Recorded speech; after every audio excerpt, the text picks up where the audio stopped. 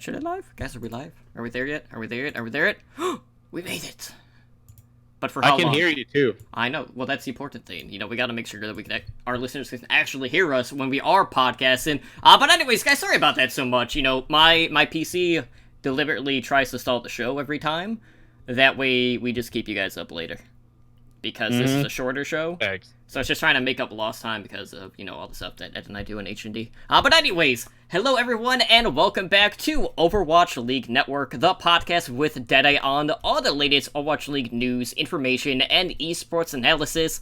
I am your host, Totally Drunk, and tonight on episode 88, we'll be taking a look at the latest happenings in the Overwatch League, and of course, we're going to reflect on what is easily the wildest OWL playoffs to date, and break down everything that happened in that thrilling Stage 3 finals. But before we can jump into the news and introduce you to my co-host, let me just take a moment to thank everyone who has been bearing with us the past 18 minutes in our Twitch chat, due to some technical issues on my part, but OBS decides to just mute everything for no reason whatsoever. But we are here, we are live, hopefully you guys can still hear me. It still looks good in Audacity, so I know that's good.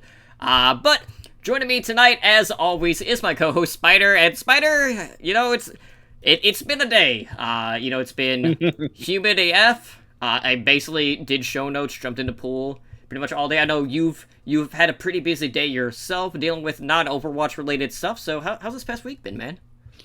It's been a pretty busy week, inside Overwatch and out of Overwatch. So, I did get to sit down and watch most of the playoffs live, which was kind of nice. I did miss a little bit of the semis that I had to go back and watch, but honestly, most of it was the Valiant game that I fell asleep through. So, I really didn't miss that much between the Valiant and the Shock. But we had a wild weekend, man.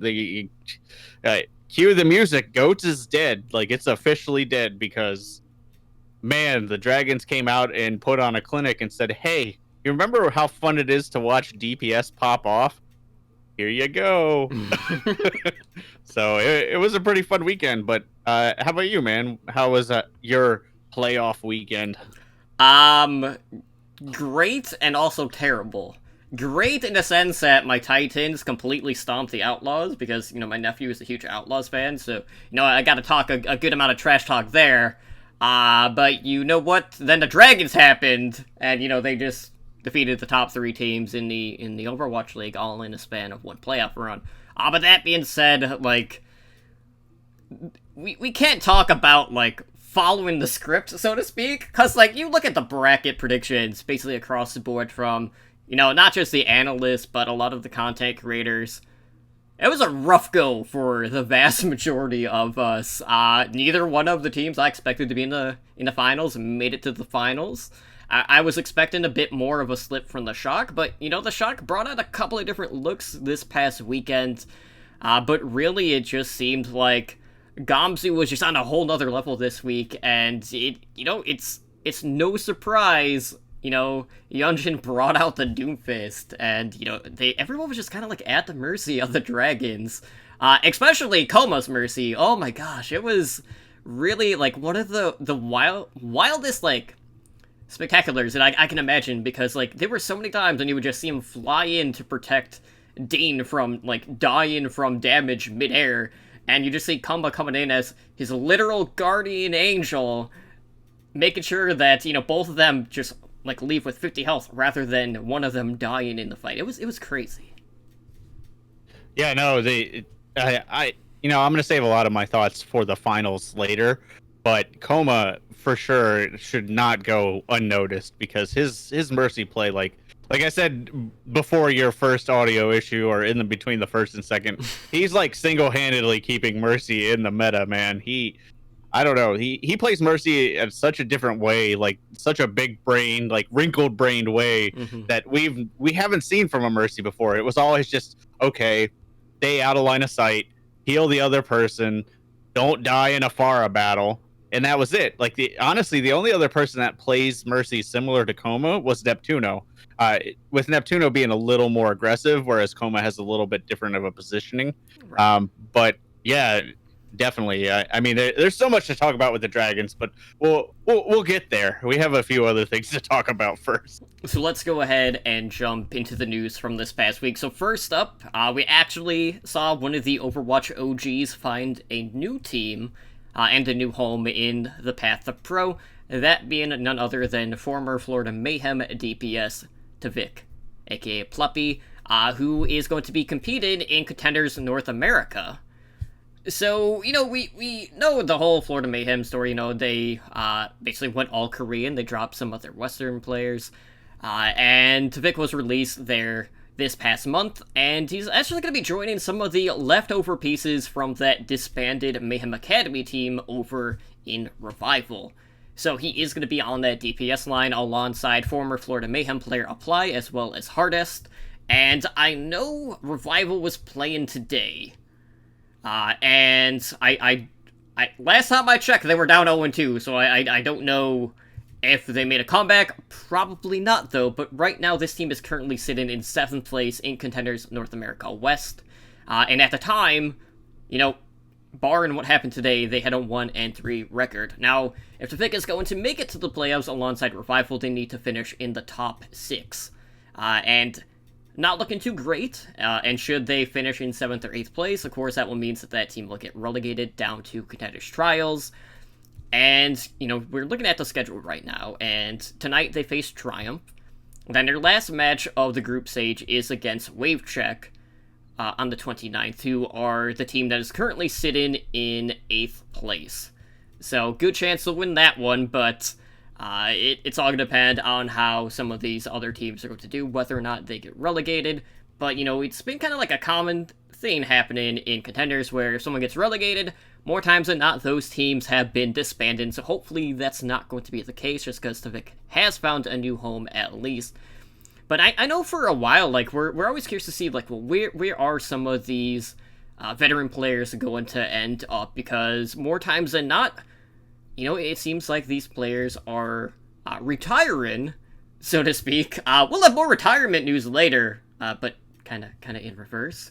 But, just saying retired doesn't mean that they're going to stay retired, which we learned firsthand. Right. No, I mean, I was really excited to see Tavik find a team, because when we see these players retire or forcibly retire, however you want to look at it, we rarely see them get picked back up again. So, I mean, there have been a few instances, but to me, he could actually go the same way that Logix went, because the same thing happened to Logix, his old teammate, and he worked his way back up, and now he's back on the Toronto Defiant. So, Tavik was always one of those OG players that was super flexible, made his name as one of the better Western Genjis. Mm-hmm. And then Genji fell out. Now that we're seeing DPS come back, we could see Tavik kind of come back to form. I think it's going to take a little bit of time, but he's on a solid team. They've got other solid DPS options, so I think this is a good fit for him, and I'd like to see what he can do. Like Ed said, he did play tonight, and he didn't do very well. I mean, it was his first night. They probably haven't practiced much with him, so I would give it some time. Plus, a lot of the Contenders teams are still playing goats, which is really weird.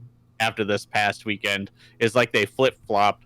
So we'll see how it goes down in the future. But I am happy for Tavik, because I was always a big follower of his. So, good for him. Well, Revival did get swept tonight 4-0, so not looking too promising for the top 6 finish to make the playoffs, unfortunately. So we'll have to see how some of the other results are shaken up to see if they do have a chance to make the top 6 here in their next match against Wave Check. But, speaking of Contenders, it's been an interesting week. So we did have a tank duo getting picked up, so this is not the first time that this has happened this season, and this time, it's for the Washington Justice, who apparently aren't actively seeking a general manager. They're just going out and trying to fix their tank line, which has been a primary soft spot on that team throughout this season. So who have they turned to? Well, they have gone to Team Envy, aka the Dallas Fuel Academy team, and they have acquired Lulshish and Elivote, who is their tank duo. Now, before joining Team Envy, this tank duo were pretty key factors in Angry Titan, so they went from EU over to NA. Now they're in the Overwatch League. And these two have been playing together for over 2 years already at this point. That has been on a span of 3 different teams to date. And they're actually childhood friends, so this bond goes like far beyond most things that we see in Overwatch, which is pretty interesting. So when we look at Washington, obviously, like, everyone knows, like, how they're doing. Obviously not too hot. They're currently ranked 19th in the league. They just had an 0-7 stage, so not the best stage 3. Then again, when you have 2 wins across 3 stages, it's a pretty rough go of things. But they have primarily been running this mixed lineup, so potentially with this sign-in, maybe they're going to start to move to a more Western roster. Kind of like a reverse, Florida Mayhem, so to speak. Kind of like what we're seeing with the Toronto Defiant here as of late as well. Right. And, right now, when you're just looking at how they're doing, like, they are beating the Mayhem, but it's only by, like, 4 maps. A minus 44 map differential is pretty yikes. But maybe the whole Giannis experiment is going to come to a stop pretty soon. But I do find it interesting, though, that, we've seen multiple tanks from Team Envy getting the call up, and then you see Numlocked going from Contenders EU over to joining Team Envy today. And I know Envy today got another 4-0, so they still have not dropped a single map throughout their season of Contenders so far this season. But I am happy to see the Justice making moves, but, at this point, obviously this is not a move for this season. Mm-hmm. This is long-term, so we'll see how this is going to pay off, but do not be surprised if you see these two coming in and starting in Stage 4. Absolutely. Like, that's what I wanted to hit on. Like, you're going to see these two play immediately. Like, the Justins have nothing left to lose at this point. I mean, what are they going to do? Go 0-7 again? Like, okay, they're already out of the playoffs, so I think they can squeak in, maybe, possibly. I'd have to look again, but I'm pretty sure they're out at this point. They are. Yeah, okay. So honestly, just play them. Start building the team synergy. Start seeing what works. Start, testing out players. See who you're going to keep. I can't imagine that they would sign these two this late in the season without plans to move forward with them. I think the Wizard Giannis experiment is over. Like, there is nothing left to be said. Like, Giannis is he's just not fit to be an Overwatch League tank at this point. He's had multiple opportunities. And we kind of got whiffs of that last season when he had the back of the NYXL, and then he had like a negative map differential, which is hard to do when you're with the NYXL, especially last season. So this is like the perfect tank duo for them. You can definitely tell they're moving to like a Western roster because they haven't picked up any non-Western players since the season started. Like, I guess you could say Arc maybe, but it seems like that was in the works very early in the season. Maybe, if you want to hit me with a technicality, yes, they picked up Arc, but really they've been going towards that Western roster. So with these two coming in, I think this will be good for the Justice. Like, I was kind of talking about it a little bit earlier. I think this will. I don't necessarily think this will change their fortunes or anything, but I don't think we'll see an 0-7 stage out of them. Like, I think it's possible we see like a 2-5 stage out of them, maybe 3. Especially moving to a DPS meta. Like, if we go into the 2-2-2, they do have some pretty decent DPS players. Like, especially if Widow becomes a heavy part of the meta, like it looks like it's going to be. Especially with the way DM played last week.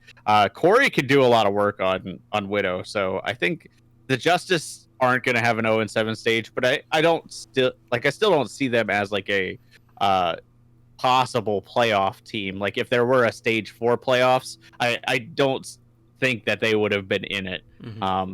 So I do like this, like, because this was the biggest like criticized part of the Justice. Everybody's like, oh yeah, the tank line's garbage. Like, that's basically what their MO has been this whole season.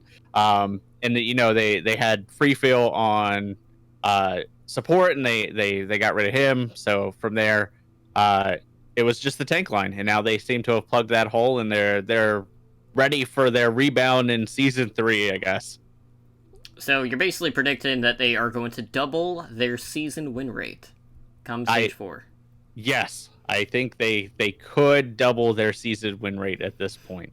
I'd have to look at their schedule. Like, who knows? Maybe they have like a stupidly hard schedule in stage 4, but it is very possible. I do like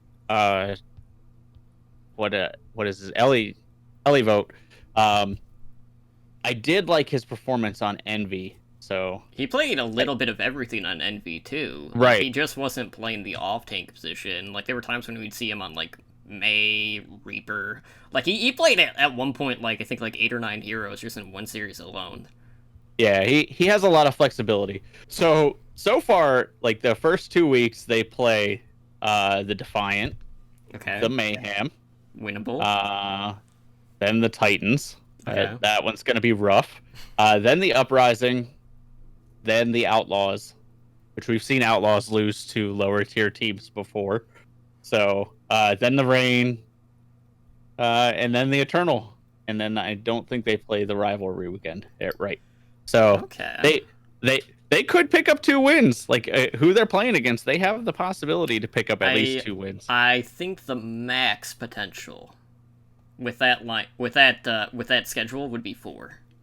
But like a lot of those can be really close. It's all going to be a matter of what sort of shifts we are going to see with some upcoming announcements that should be happening here in a couple of days. But before we can talk about said announcement of an announcement, let's talk about something that's kind of like flown under the radar here in these past couple of weeks. So this is actually content related, and of course everyone knows that, Bud Light is the official alcoholic sponsor of the Overwatch League, but did you know, guys, that they actually have a kind of like an 11-12 minute show featuring, 2 of the Overwatch League casters, Hexagrams and Sembler, which they call Overwatch League Happy Hour. Now this is viewable on the Bud Light Twitch channel, and this, has not been getting promoted outside of, Hexagrams on his Twitter account. I haven't seen it promoted literally anywhere else. I just randomly stumbled across it on Reddit, of all places, and also on the Game House, because I know that they had posted an article about it, but basically, you had the caster duo, and they basically sit down, they discuss, whatever the current storylines are, and they talk about, the matches from that prior week.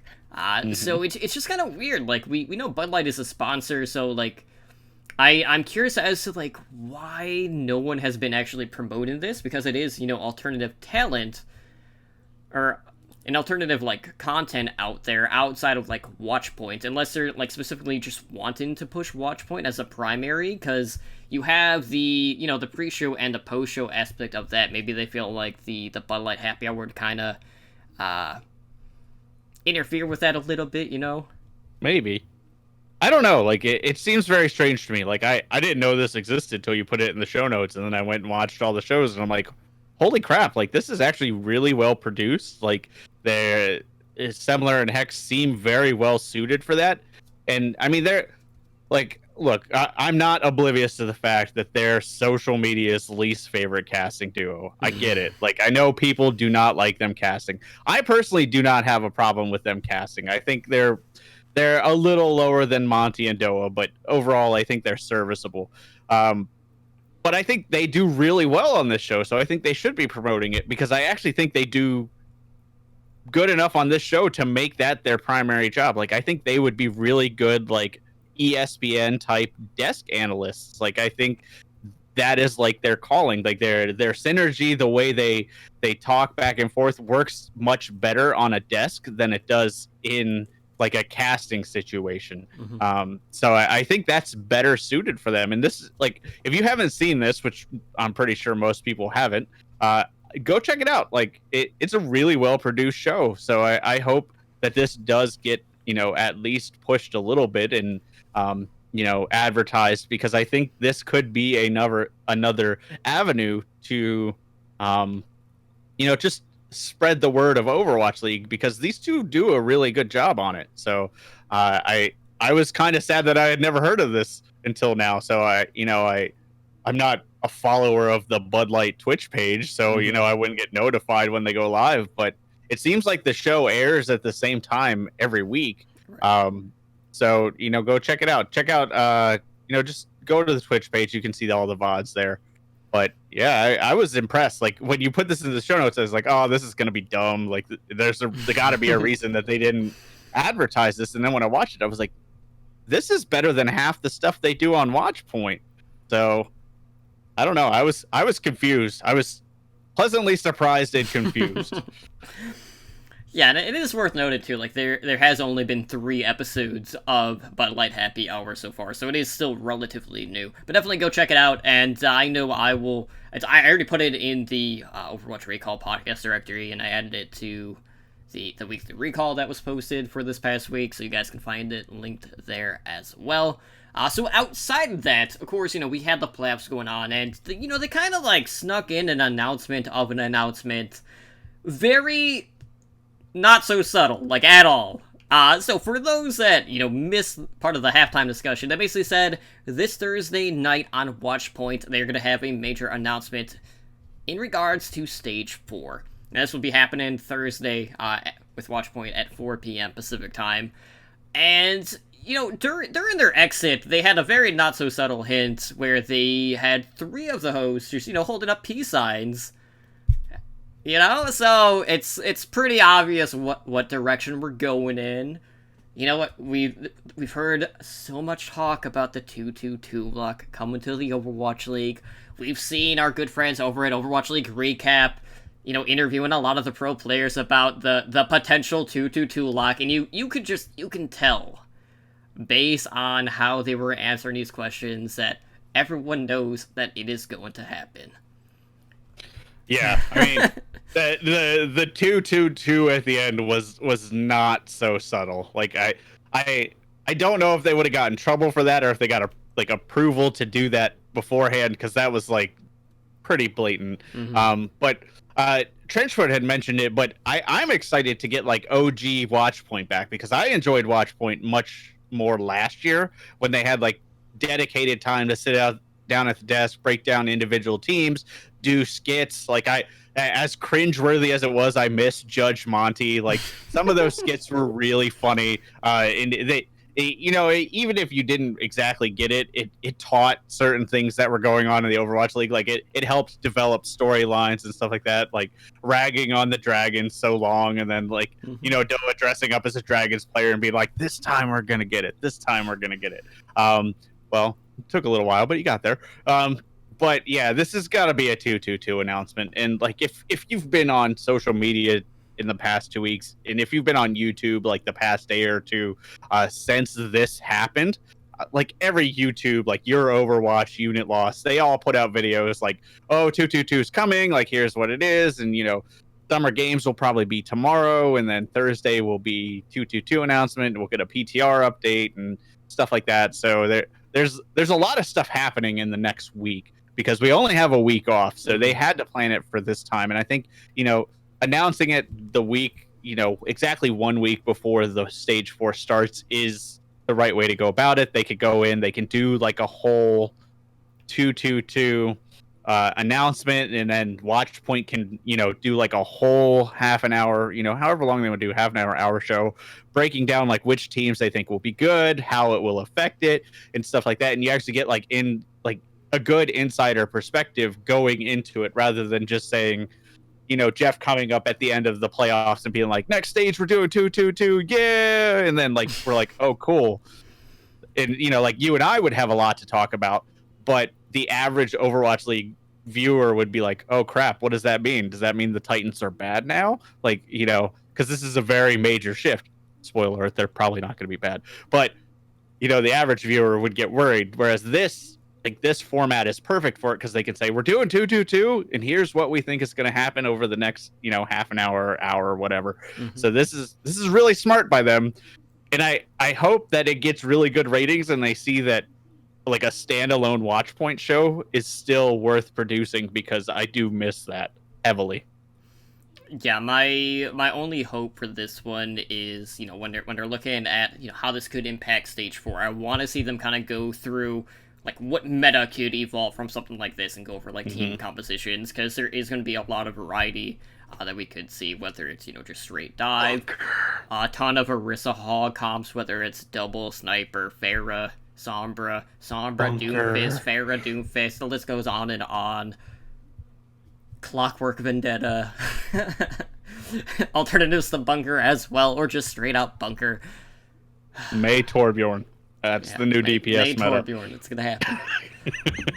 So anyways, stay tuned for that, of course. We'll reflect more on that expected announcement on our next episode once all the dust settles. But we do have a new sign-in for the Boston Uprising that we gotta talk about, which could also kind of hint at the 2-2-2 change that we're expecting to get announced this Thursday night. And what's interesting about this is the player in question had basically like flat out took a break. He labeled it as like retiring, but he had left the Overwatch League due to some personal reasons. That player in question being none other than Stellar, who had played for the Toronto Defiant. So he basically had like, I'm gonna use air quotes, he retired back in April. And for those that haven't followed Stellar, he is a hit scan specialist. He was on the Defiant, and before that he was on O2 Ardeant. And he hasn't been seen since Stage 1 concluded. So he has signed with Boston Uprising, so he'll be on that DPS line alongside Color Hex and Blase, which, it's good that they always have another option here. But I had to say, like, when I saw this, I was like, okay. So he retired during the 3-3 meta, right? Because he was in Brig Jail. All of a sudden, DPS is back. Put me in. you gotta love it. But I do quickly want to note that Halo of Thoughts had said that his league sources confirmed that Boston Uprising had bought the contract of Stellar after he told Toronto that he was wanting to return. But basically Toronto said that the roster was full, and it seems like Toronto is going to stick to a 10-man roster moving forward. So he did actually go out of his way to, approach his former team to, try to get his way back in. And of course, Toronto made their moves. They got Logix and Mangachu. So Stellar was not being brought back in. So Boston adds a little bit more firepower to their DPS line, which honestly, like, when you're looking at like the other Overwatch League teams right now, they're one of the few teams that don't have like backup DPS on their lineup.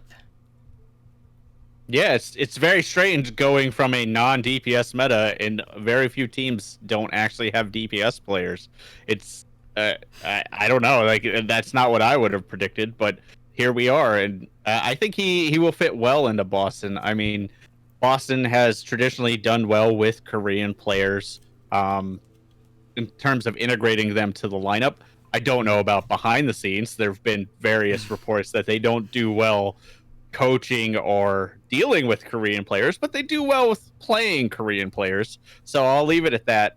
But Stellar was to use a pun, he was a stellar part of Toronto. Like, he was the part of the Toronto team that we thought could be a top 6 team when they were looking really good and they were running that all Korean roster, and then they've transitioned away from it and gone to 0-7, and it's been a very weird season for Toronto. And if you're a Toronto fan, I apologize, but I think he'll fit in well, and I think you nailed it. Like, I think with a possible 2-2-2 lock, teams are just trying to shore up what holes in their DPS that they have. And while Boston didn't really need a Widowmaker player so much, because Stellar is a decent Widowmaker, because they have Color Hex, they did need a Tracer player, and they did need like an all-around hit scan player, because Color Hex can do that, but it's always good to have a little bit of overlap in terms of hit scan in case you ever get into like a double hit scan meta or something like that.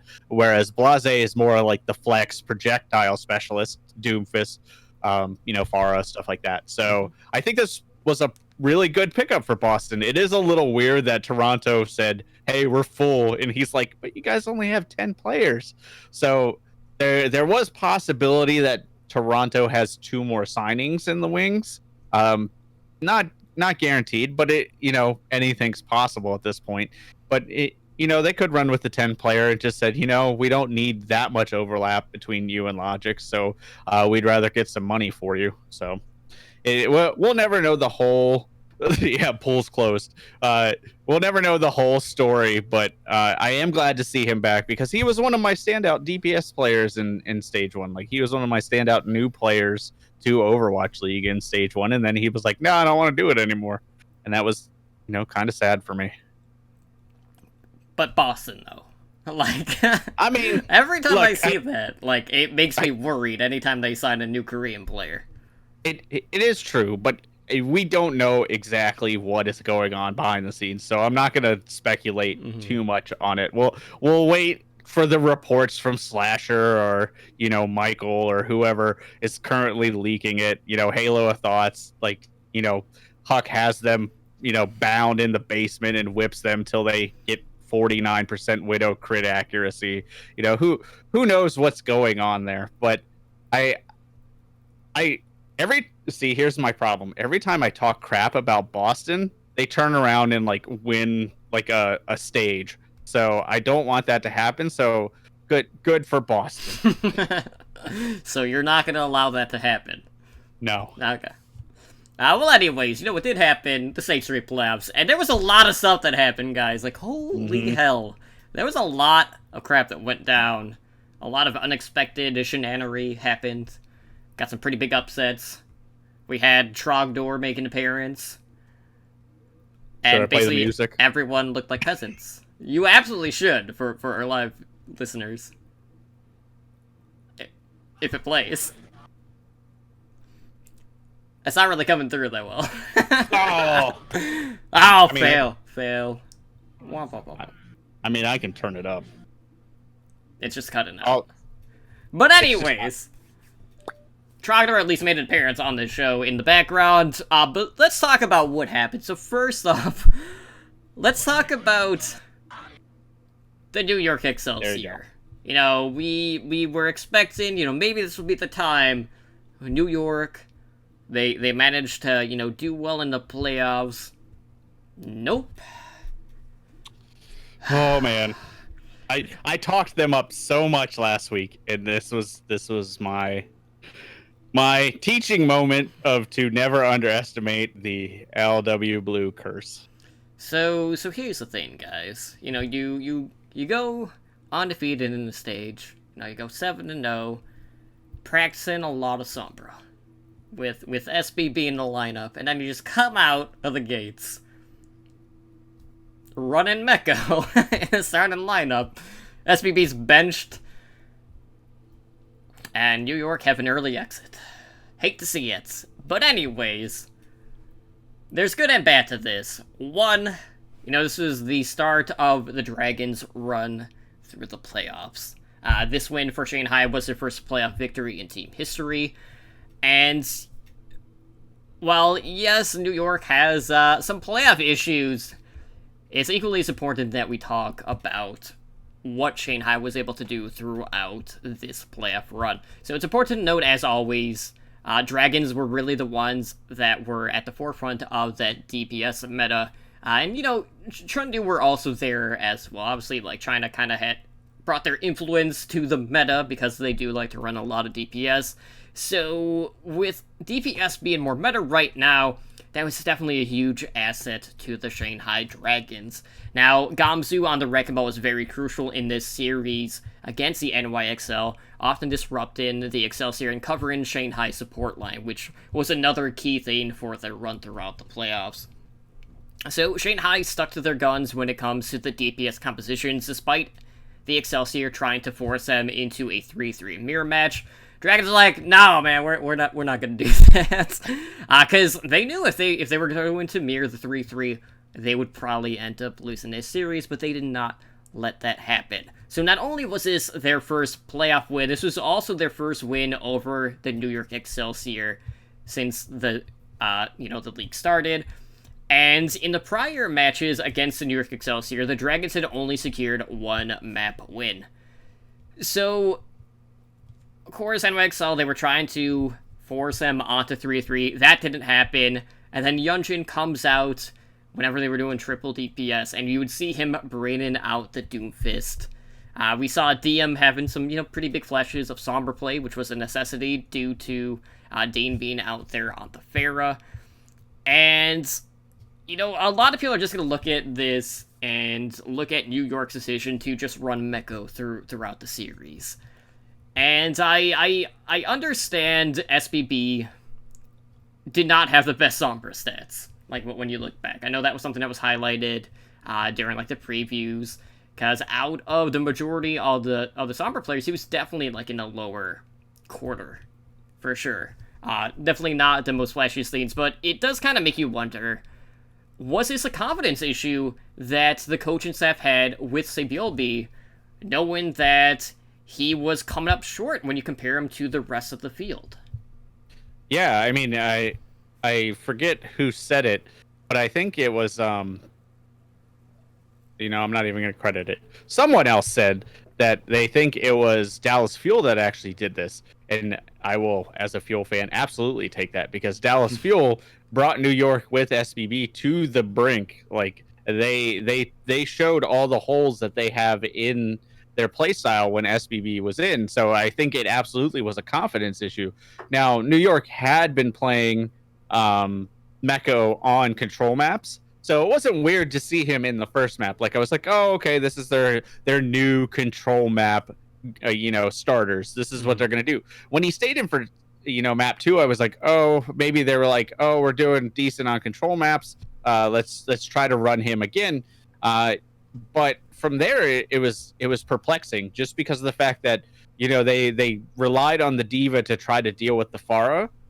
But, when you're playing against Ding, that's not enough. Like, you need someone up there to deal with the Pharah, or you need like a hit scan, or you need a Widow.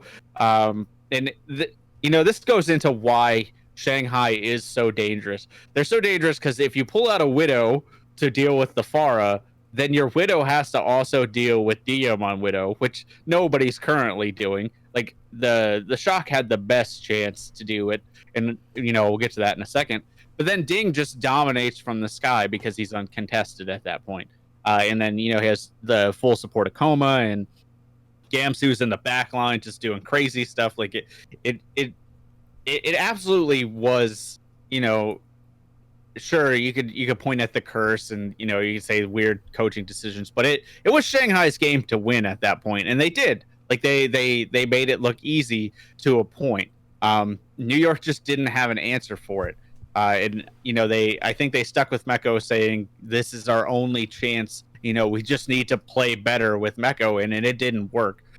So going back to New York is, a lot of things were like, my eyes were open this week. And Watchpoint said it, and it kind of got me thinking. So I did start looking back. Like, New York is top of the Atlantic Division, and then the rest of the Atlantic Division is at the bottom of the league.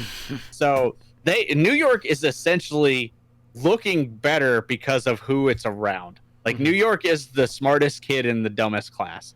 So if they would be in the Pacific Division, it's hard to say if they would have went 7-0, if they would be as high on the leaderboard as they are, because time and time again they come out and they look so dominant because they're playing these lower tier teams. So I'm very curious to see how it's going forward. And looking back, I should have been able to surmise this myself, but last week we came into it with the expectation that New York had looked so good regardless, that outside of the Dallas game they would be a contending team. Well, that Dallas game, I think, was more telling than like we let on, like most people realized was going on. So I as much as we'd like to say sandbagging and like they have the curse and stuff like this, I just don't think they're a top 3 team. Like Trishfoot says in the chat, like 5th in Pacific I think is realistic.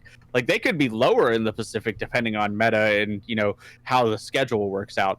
But it stinks because they are a good team, but they didn't adapt fast enough, and nobody else did either. So I don't think they should feel that bad. they're a good team until they get to the playoffs. When that's always been the MO of New York. They're a good team until they play a team in the Pacific Division. Basically. And it's one of those things too. When you look back at that series, I know when I was watching it, I was like, man, like Shanghai are really pressuring Mono, and Mono really was the standout on the New York Excelsior in that match. But one person can only do so much. I just felt like all those other pieces on the Excelsior, they just had a very quiet game, which we're just not used to seeing across the board. But credit to where credit is due. Shanghai did something that no other team has been able to do during their run, and I'm really curious to see what changes we're going to see in regards to their lineup come 2-2-2, because they should still be looking pretty good, since they proved to be one of the best 1-2 DPS combos in the league throughout the stage playoffs. So outside of the LW Blue Curse coming into play here, we also had a team kind of like on the opposite end breaking one of their curses. So we had the Valiant going up against the Hangzhou Spark for the third time this season, and the Valiant were looking to secure that first win. So as we mentioned on our last episode, every time these two teams have played, it has gone to a fifth map, and sure enough, their quarterfinal match also went all 5 maps, with this one going to the LA Valiant. So a couple of key things happened here. For one, the Valiant secured both wins on Control, which was the first time they've been able to do that against the Spark this season. The Spark also kind of did the same thing to the Valiant on Assault, because they did take Paris, despite the Valiant taking all the other Assault maps throughout their season series. So turnaround is a little bit of fair play there.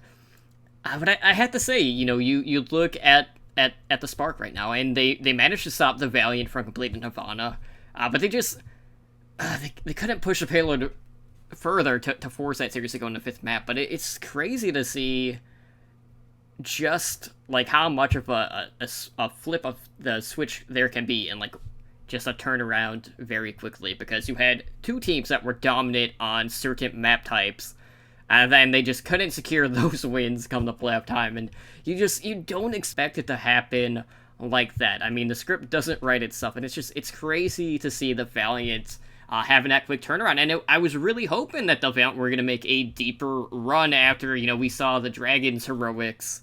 But unfortunately, that was not going to be the case, because, they kind of ran into a brick wall a little bit later. But Hangzhou versus LA definitely delivered on the goods again, as we were expecting.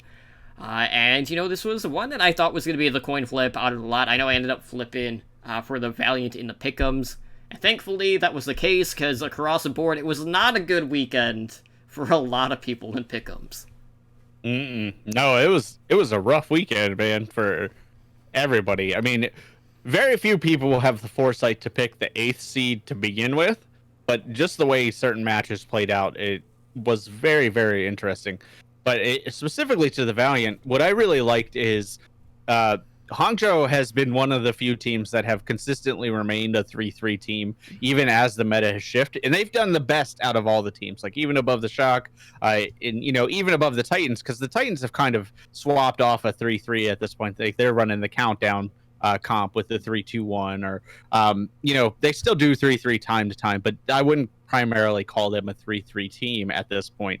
Whereas Hangzhou is like they've just found a way to deal with the Sombra. They're basically like, nope, this is what we're running. And Valiant, to their credit, didn't fall into the ploy of mirroring 3-3 that much. Like, there were certain points that they would switch to 3-3, and then as soon as they would get through those points, or the map would end, they would go right back to their cushy bunker comps that they seem to favor so much. So and Hangzhou, to their credit, adapted. Like, they played 3-3 a lot, but they did start to pull out other looks here and there, like not nearly to the level of I would not categorize them as a 3-3 team for the past stage, but they did start to adapt, and they did force the Valiant to change some things up.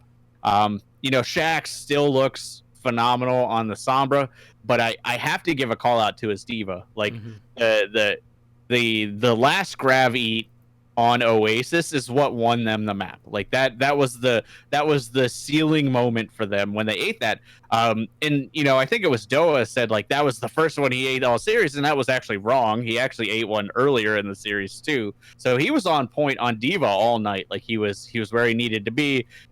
So when they did go into the 3-3 mirror, or when they did actually opt to run a Diva instead of the Sombra, Shax was serviceable. Like I wouldn't say he was the best Diva in the league, but he didn't look like a liability that we've seen some Sombra players look like on Diva. Like Dante comes to mind. Sorry, Outlaw fans. Like we've seen, and I've talked about this. Like I think I talked to Ed about this. We've seen Diva players transition to Sombra players pretty well. Like we've seen like RCK do that, but we've very rarely seen Sombra players transition to playing Diva well. Like Libro's another example. Like so, it's rare to see that. So that's why I think Shax stood out to me, because he wasn't a liability at that point. Like he looked equally, maybe not equally as comfortable on Diva, but he looked decently comfortable on Diva. And Facts Fiction at the same time, he was basically like, "Hey, I'm an Orisa main now." And Gooshway's like, "Come on, let's swing hammers. Let's get into the Rhine duel." And he was basically like, "Nope, this is my shield. Good luck." And it worked for them. Like that surprised me. Like very rarely do you see like an Orisa stand toe to toe with a high skilled Reinhardt, especially someone like Gooshway's level. So Gooshway had to fall back on the Winston, and of course Gooshway looks phenomenal on the Winston. The primal blade, as they call it, was still in full effect. So we can't discount Gooshway's carrying factor, but at the end of the day, when you put these two teams together, it was just the Valiant were firing on a little bit higher of cylinders than the Spark were. I mean, this was a match that was won by inches. Like I said, that grab eat at the end was what sealed it for them. Had Shax not eaten that grab, we could have saw the Spark move on to the semis. Like that's how close this game was. And it was a very, very late game for me. Mm-hmm. And I still I dozed off in between like maps 3 and 4. But as soon as like they were like, "We're going on map 5," like I was like wide awake. I was like wired watching the TV. So this was a great match. Like there were phenomenal matches all weekend. But this was definitely one that you should at least go back and watch the highlights of. Absolutely. So let's kind of like continue the Dragons run through the playoffs. So after they fought the New York Excelsior and won, then it had to go up against the Vancouver Titans after they ran shot straight through the Houston Outlaws. So Dragons face the number 2 seed. Now they're going up against.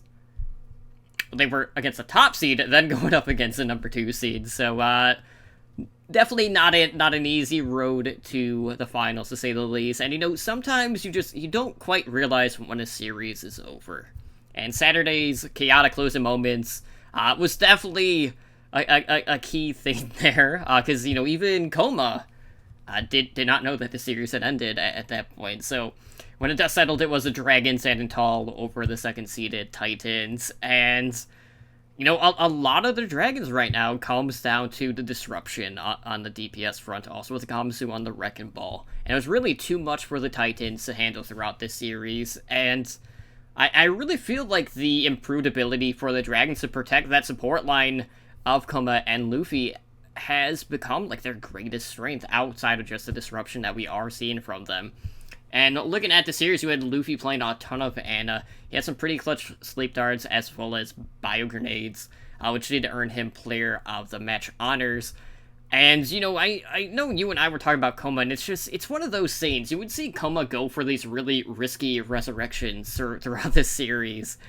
More times than not, they paid off huge, but it really speaks volumes about how well the Dragons protect Coma, that he's able to get off these really awkward reses, and just the amount of times we would see someone like Coma coming into body block for a teammate, which is just not something you really get to see from a main support of all, classes in the game right now. It's just, you can look at any other team in the league right now. No one is doing what Coma is doing, and, a lot of people have some bad thoughts about where Mercy was in the past, and maybe they're still bitter about that at times. But you do not see a main support making that sort of impact in a series, and Kuma was definitely at the forefront in this one. Yeah, I mean, at certain points they were almost using Coma like a tank, and Mercy's really well suited for that. I never thought of it that way, but the rapid regen makes it very easy for her to get in, absorb a little bit of non-fatal damage, just enough to keep someone else alive, and then get the heck out of there because Ding is in the air somewhere by him. And it worked really well. Like the Dragons have the toughest playoff run out of any team ever. Like there's no disputing that. Like they beat essentially the top three teams in the league. One of which has only lost once in the regular season, with the Vancouver Titans. So this was phenomenal for the Dragons. And like you said, at the end, the Titans were just like shocked into like disbelief. They were like, wait, what just happened? Like, did it really just end? Like, we were on the point, or we were near the point, and Bumper's looking around like, what the just happened? Like, where am I?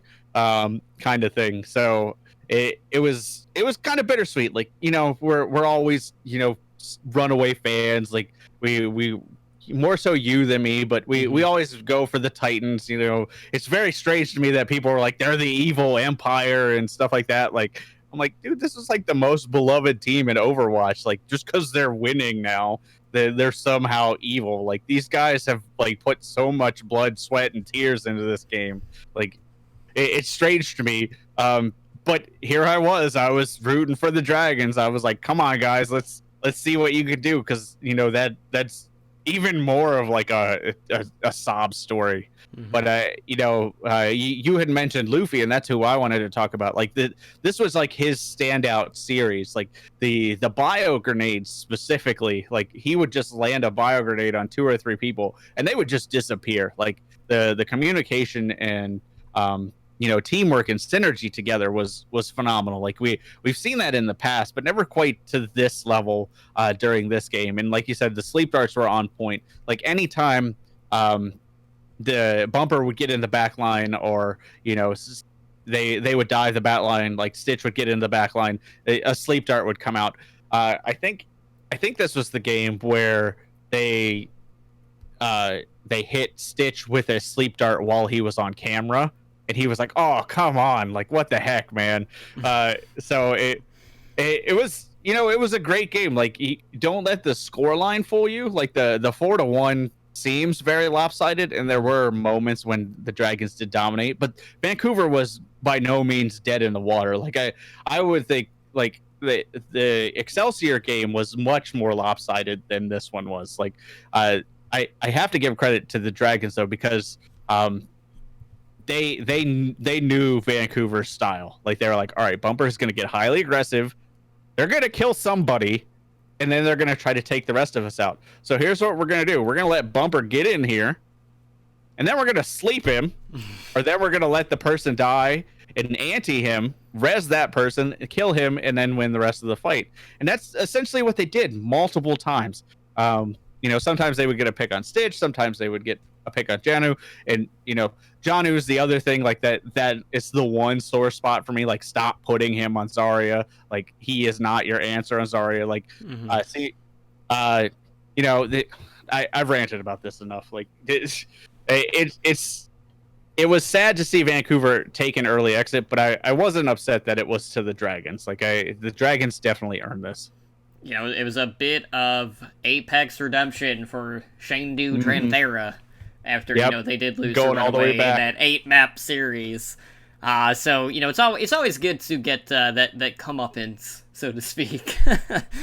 So speaking of which, moving on, we had a California Cup happen in the semifinals between the LA Valiant and the San Francisco Shock. So, kind of like leading into this, you and I were both kind of talking about like how the Shock were definitely a little bit shakier throughout this stage. They managed to topple the Dynasty 3-1 in the quarterfinals, and with the Shock, it was a case of they didn't really want to run Sombra. They ran a lot of like Baptiste goats to deal with the DPS meta. And there's been times when it's worked really well and times that it hasn't worked. But against the Valiant, it did work tenfold. Not so much in the Grand Finals, though, to a degree. But basically, the Shock, they came in and they trusted their gut. They stuck with their 3-3 variations. And there were times when we even got to see Rascal swapping off to, some of his signature DPS heroes. We got to see him out on Fair, which was nice to see. I know at one point Sinatra was, kind of swapping all over the place, and then we got to see him on Tracer, which, I'm always happy to see.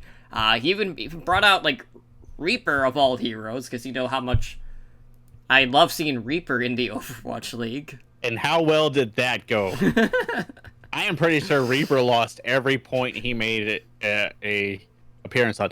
But last Thursday night on our stream, I played Reaper, and I won every game when I played Reaper. So don't let Totem fool you. He's only bad in Overwatch League.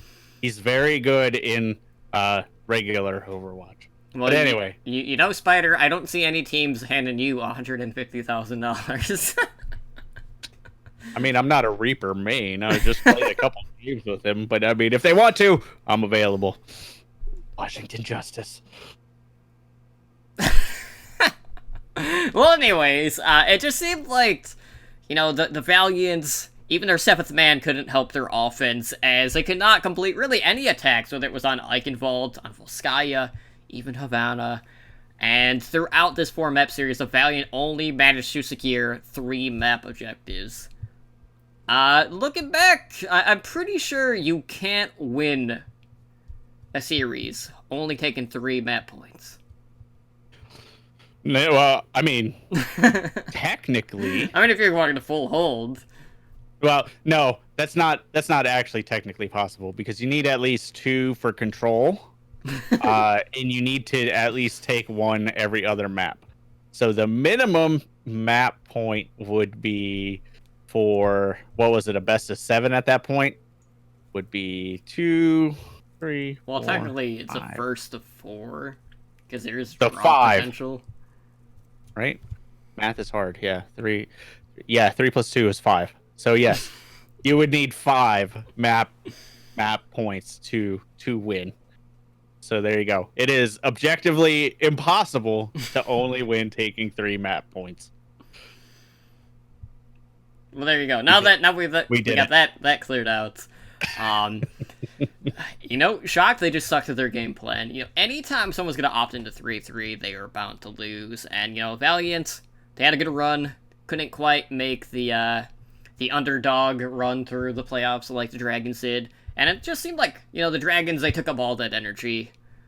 And, they just drained it from the Valiant. So unfortunate to see them go. But imagine that. The Shock of, the major 3 teams were the team to make it to the stage finals, which was not what we were expecting. You and I were both thinking it would be Titans, New York. Neither of that happened. And sure enough, we got the San Francisco Shock going up against the Shanghai Dragons. So you had the 4th seed, at least, for at least stage playoffs. Arguably, another top 3 team. Going up against the 8th seeded Shanghai Dragons for our Stage 3 finals. And what an interesting series this was. There's definitely something to be said about mental fortitude in a series like this, because it did go 7 maps. And, Dragons, they come out of the gate swinging, and, so much of the Dragons talk lately has been about, how the team snapped their 42-match losing streak to basically become the most potent DPS force in this evolving DPS-centric meta. And Shanghai took out the top 3 teams in the Overwatch League en route to this championship win on Sunday. And when you look at how the league is played out, there's no other team in the league that has bested the Excelsior, Titans, and the Shock, and then we see the Dragons do it in the span of a couple of days in these playoffs. So you basically got, these former KDP players, they get that redemption arc against Runaway in the semifinals, and then they come out of the gate, and they just jumped to a 3-0 lead. They're at championship point, basically, at this point. So, the Shock, they keep getting their map pick, because, they lost, map 2 and map 3. And the Dragons were looking to close out the series in very dominant fashion on Havana, which did not happen. It basically looked all but over for the Shock, but they brought the series back with 3 consecutive map wins on Havana, Ilios, and Eichenwald. And map 7 would end up going to Dorado, which was a very interesting match because both of these teams had very stoic defenses on that map. It was a thrilling finish there. But it's important to note that with the Shock's performance in this, they've been finalists in each of the 3 stage finals this year. Pretty good chance that, we might be seeing them come the end of season playoffs as well, so we'll see if they can continue that streak as well. But we've seen the Shock having to adapt more than any of the other... they had to adapt more in this compared to when they fought the Titans in the past 2 stage finals. And on Oasis, you see the Shock opting to run a DPS variant lineup of their own. So they brought in Smurf, they had Striker as well as Architect, which is something that, we had seen from them. But, it was a very different look, and it didn't pan out. Which it didn't look bad. It didn't. For something that was a first look, no.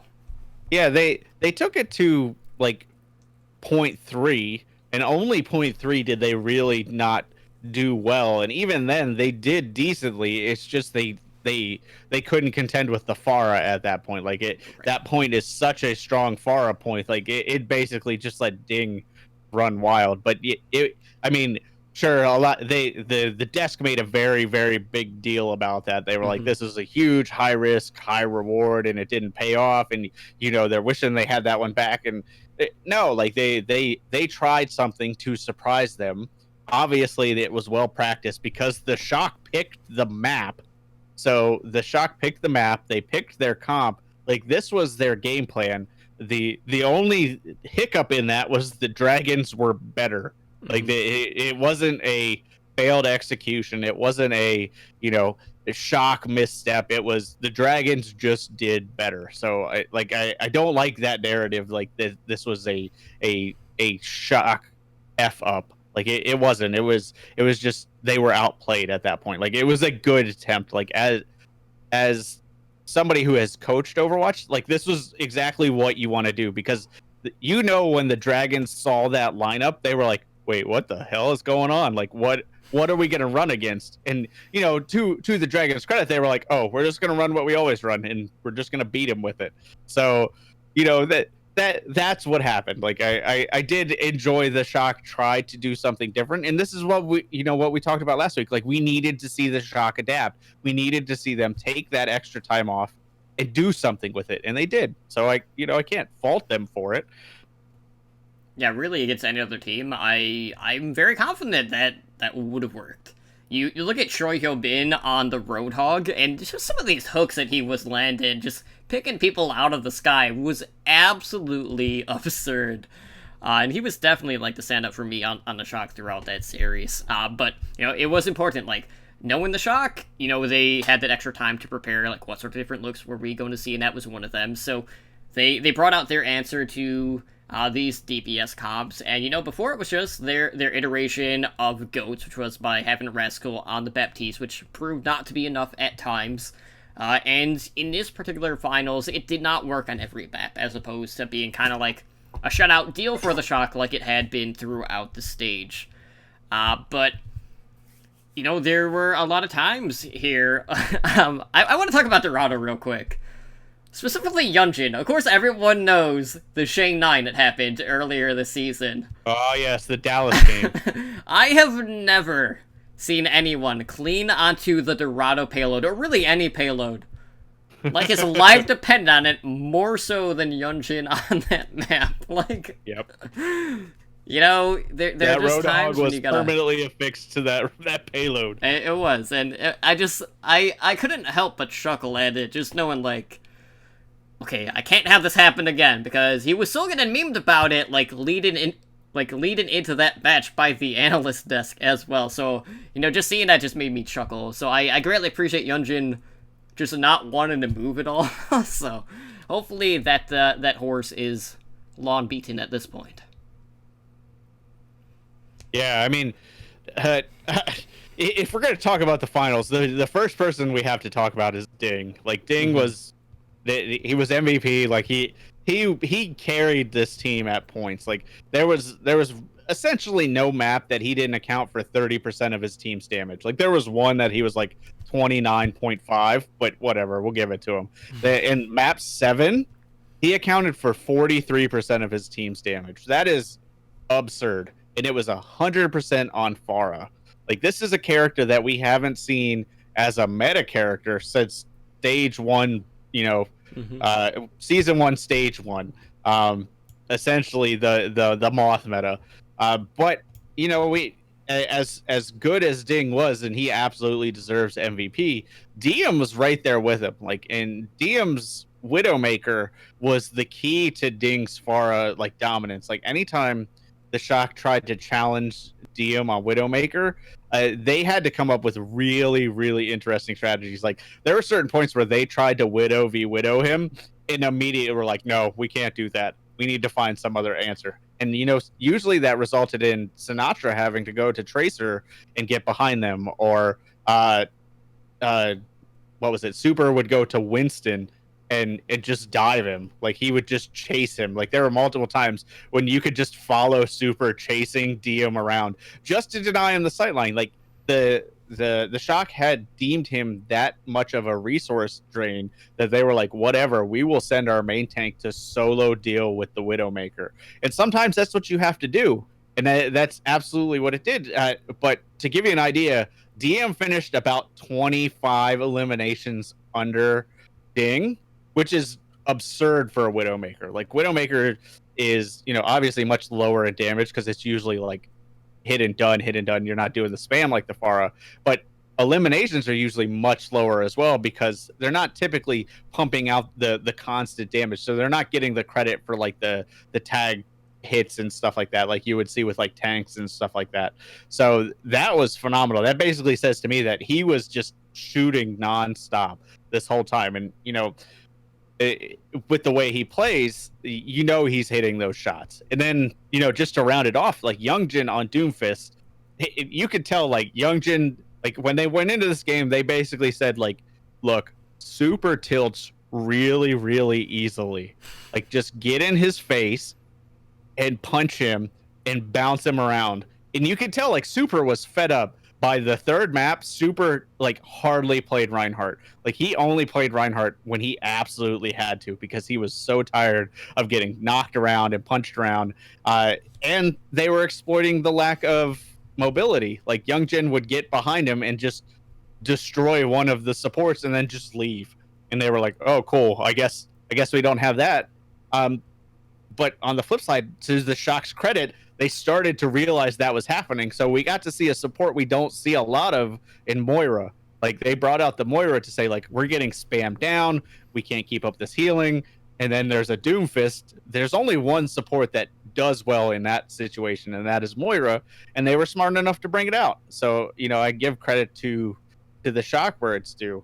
But to Dorado, it the Shock put up a decent defense, to try to stop them, but the Dragons defense was so well put together. Like the Shock had to fight for like every inch of that map. And to their credit, most teams never make it to point A when that is the case. Like they end up falling short, and the Shock almost did, but they were able to push it slightly past point A.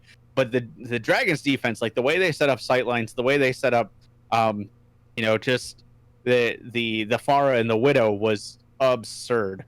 Honestly, the I can tell you the only reason that Shock got as far as they did was because of Choi Hoban's Roadhog.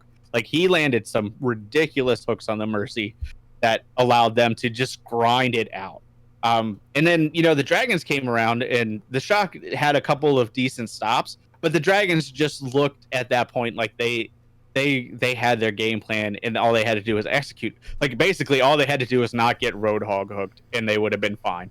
And that's what they did, and then they walked it through. And then I think it was kind of telling at the very end when all of the dragons were on the point except for Youngjin. That was the one time Youngjin was not on the point because he was standing right in the middle of the road waiting for a wrecking ball, and as soon as he saw it, he hooked that wrecking ball, and they won the map. So this was Ed and R kind of was talking a little trash in our staff chat. Like he was like, oh, this was it might have been in our Overwatch League discussion chat where he was like, oh, all the maps were very one-sided for one team or the other, but they weren't. Like the Dragons looked pretty dominant the first half, but it wasn't the Shock rolling over. Like the Shock still put up a fight. Like they were still very close.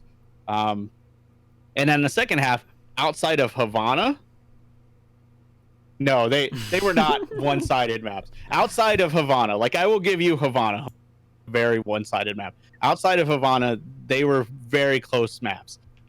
One team was arguably better than the other team, sure, but it wasn't like they were getting stomped into oblivion. Like I said, Havana was the only map where you saw a large map score differential. Every other map was within 1 point. So, I think that's what we want. Sure, the reverse sweep would have been bittersweet. That would have been, phenomenal to see a team reverse sweep a championship. But like I said, I think the Dragons just played better. They kept the mental fortitude, and good for them. Like this is the ultimate anime redemption arc. Like they surpassed the Mayhem last week in terms of overall map win-loss record. So now they're not the absolute worst team in the history of Overwatch League. And then this week they win their first championship. So awesome. Like if you were one of the people that stuck with the Dragons outside of, just being they're going to lose all the games fan, it's a good weekend for you. And now we get to move forward and see how they'll do when they have to deal with one less DPS.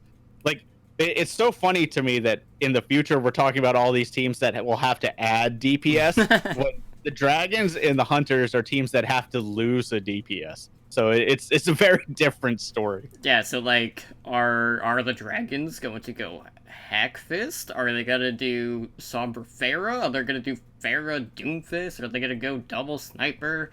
Are they gonna do Widow Sombra? We don't know. Like, there are so many possibilities that, I mean, this is a very interchangeable DPS trio. But, I'm really curious to see, like, well, does forcing them to play in off-tank as well as losing a DPS really falter this team? And, right now, it's too early to tell, but, after going through this gauntlet, beating the top 3 teams in the league, I know the next time we do our rankings, they're probably going to look very different. It's going to be, I'm really curious to see where everyone's going to put the Dragons right now, because you can definitely make an argument that they are, I don't know if you can say they're the top team just after one run, but I'm giving them top team. Yeah. Like they earned it at this point. They beat New York, Vancouver, and the Shock. Like they've at least earned the right to sit at the top for a week or 2 weeks. So yeah, I can't imagine a scenario where they aren't top 3 across the board. But yeah, thank you, Ed. Ed is sensible for once. They get it for 1 week out of respect. Thank you. Well, there you go. See, even Ed sees the light every once in a while. Even though he secretly ranks the Outlaws #1 in his heart. Apparently. And I have to say, shout out to Ramses over the playoffs for that Edinar loves Outlaws sign that was spotted on the arena floor.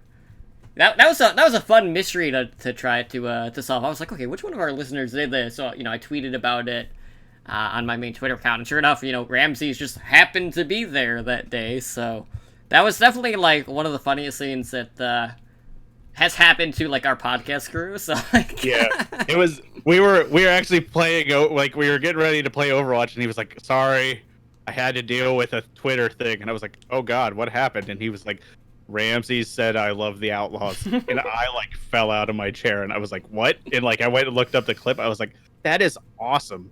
So now I have to figure out how I'm gonna troll you guys when I go to the finals. Mm-hmm. Well, it's gonna be a tough one on the top, so we'll see what you end up coming back with. But you know what? You got plenty of time to think about it, so we'll see what you come up with. So of course, next week is gonna be an interesting week when we, deep dive a little bit more into what's to come in Stage 4. Maybe we'll reevaluate some of these lineups when the 2-2-2 announcement happens. I'm not gonna say if the 2-2-2 happens. I mean, we're all in, baby. It's a foregone conclusion, guys, at this point. I don't think that would be big enough to fit on camera. Trenchfoot, if he's just holding a giant head. I don't know. I mean, we have a hard enough time keeping it contained as is already. But of course, guys, it's about that time that we close out the show for tonight. So if you guys want to help us out, one of the best things to do is to go leave us a review over on iTunes. We're always looking for ways to improve the show to make for a better listening experience for you guys. And of course, if you want to find additional Overwatch related content, be sure to check out Overwatch Recall on our website. And of course, every Sunday night we release the episodic listens of all the prior week's episodes from all the different podcasts out there, whether it is Overwatch, Overwatch League, Path to Pro, or Fantasy Overwatch League podcast. So again, to find the latest, follow us on Twitter at OWRecall. Now, if you guys would like to show some support to our Overwatch Podcast Network, you can do a couple of things. For one, you could throw your Twitch Prime subs at us, which costs you absolutely nothing. And, sometimes people forget about them, but you know what? I'm here to remind you basically every week. We definitely love Twitch Prime, or just regular Twitch subs. Those are good too. Those are, $4.99 a month, and then you could unlock our sweet network emoticon. But if that doesn't suit your needs, you could also check out our Patreon page. We have tiers starting at just $1 a month, and more info can be found at patreon.com/OWLnetwork. So you too can join the likes of our Master and Above patrons, Blazing Bob, Brendan, Josabal, and Owl in helping our network grow. So I want to thank all of you guys again for your continued support. And of course, with that, Spider, we have a number of different ways how our listeners can get a hold of us, so why don't you go ahead and let them know how they can do that?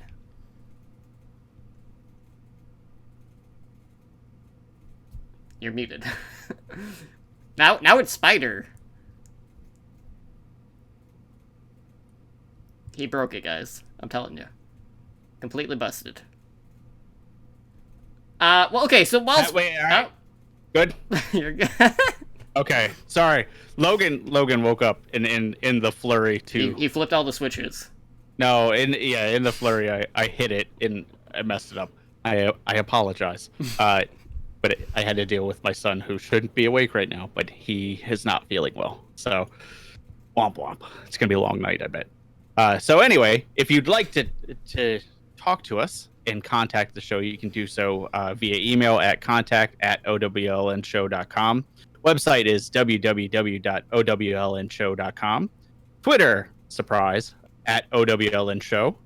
You can find our YouTube, youtube.com/Overwatch League Network, where we post all our VODs and various other content. You can talk to us directly on Discord. It's discord.me/OWLNShow. If you're listening to the audio, you can find us on Twitch. We do live shows. It's twitch.tv/OWLNShow.